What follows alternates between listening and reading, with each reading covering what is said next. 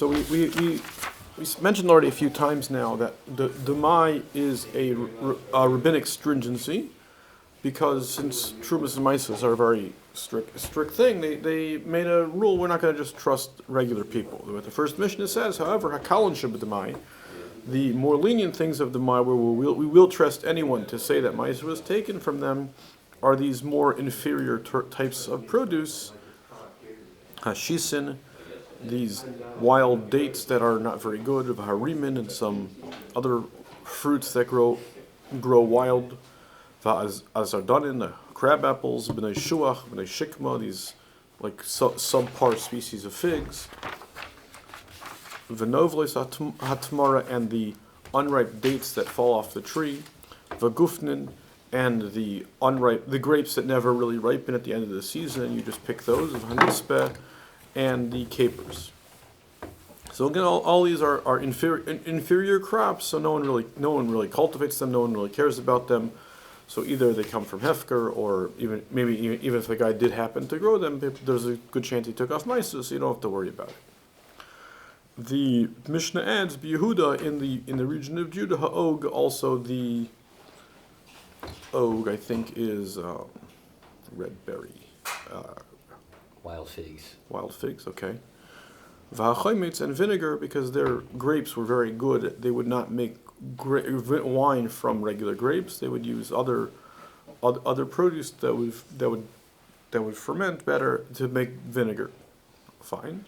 V'hakuzbur, and coriander. I don't know why, but again, these crops again in Yehudah were considered of inferior quality. No one really cultivated them, so there was no real Demai problem. And Yehudah says, not so fast. Kol hashis and patur. It's true that in general we said that these shis and these poor quality dates are patur, but chutz mishal duftara. There is one region of duftara where they do cultivate them. So in the region where they cultivate them, then they're going to be like any other crop. And kol harimin, also all these rimin, these jubilees or something like that, are paturin.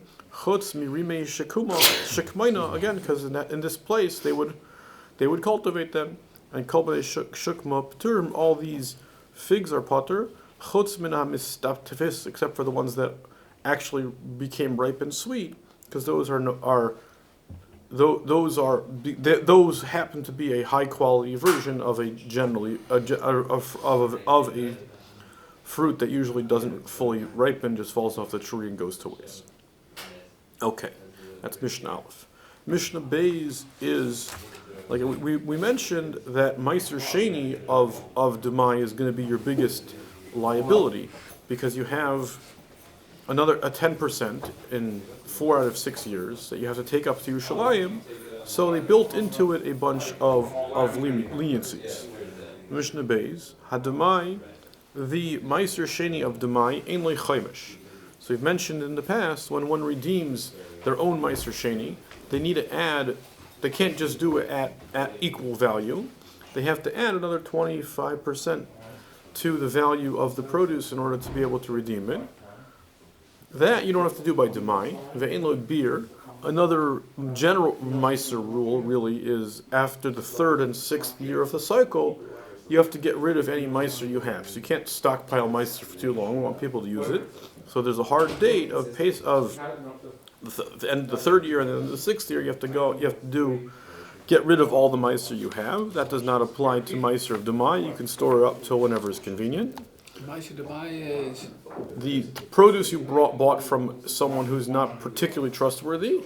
So you take off this 10% to take up to Yerushalayim. There's no time limit on that. V'nechal onein. It could be eaten by someone who's in mourning because the relative just passed away. Even though normally Meiser, you're supposed to eat it in a state of joy, so you're not allowed. One's not allowed to eat it when they're in a state of aninus. Again, by this Meiser, which is really a suffix, they waived all these stipulations. Normally, there's an interesting thing about Meiser. Right? Meiser Sheni, the produce itself is supposed to be brought to Yerushalayim. If you can't do that, then you could redeem it on money and take the money.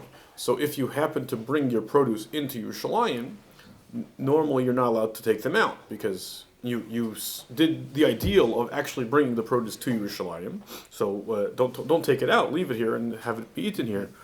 But by Meiser Sheni, of Demai, we don't have that limitation. You could take the produce out and maybe possibly even redeem it later, because again we're making it very much more lax, because really the person you bought it from presumably took the mice already. This is just a stringency, so we want to make that clear, and we have all these leniencies built into it. Is putting on the adding the fifth to it, if you redeem it, is that considered a penalty, or why? It's not considered a penalty. It applies across all things people sanctify. If it's your own thing that usually it's like if I have a field and I make it hektish and I want to buy it back, I have to add that amount of money. It sounds like it's just more of like, if you want to redeem a personal thing, you gave that thing already, so you should give a little bit more now, I guess, as opposed to anyone else who's just giving the full value. If you have a little bit of it that is going to get destroyed during travel, well, let's say you have a whole bunch of fruit, and if you just pile it on the back of the trunk of your car, some of them will get crushed. And you could do that. You don't have to. Normally, by normal Meiser Sheni, we'd be more particular not to do anything that would decrease its value while transporting it, because it has kedusha. This we're more lenient. You could just if a little bit of it gets ruined while you're traveling, that's fine. You can give it. You could entrust it to anybody to eat it.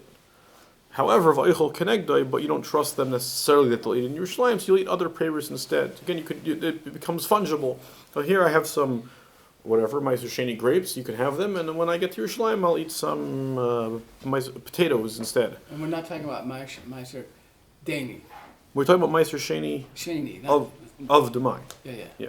Oh, but not as opposed to regular Meiser Sheni. All these things would not be true. Okay.